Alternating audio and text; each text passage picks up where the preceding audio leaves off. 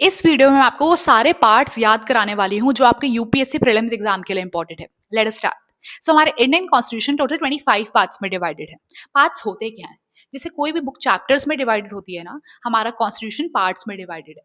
हर एक part specific subject matter से deal करता है और उस पार्ट के अंदर आते हैं आर्टिकल्स। जो भी आर्टिकल्स उस पर्टिकुलर सब्जेक्ट मैटर से रिलेटेड हैं वो सारे उस पार्ट के अंदर आ जाते हैं। जैसे part 1 of Indian constitution deals with union and its territories. So जितने भी आर्टिकल इससे रिलेटेड हैं वो उसमें आ जाएंगे। जैसे article 1 to 4 is included in part 1. Now let us go through all those parts which you need to learn for your UPSC exam. Just those parts.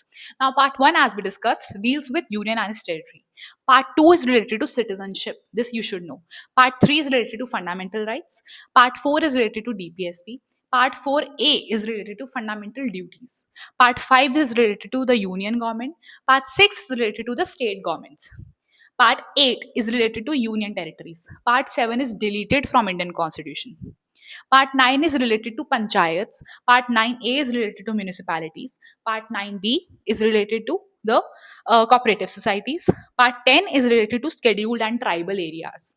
Part 11 is related to relation between union and states. तो जितने भी articles इस particular subject matter से deal करते हैं वो इस part में आएंगे।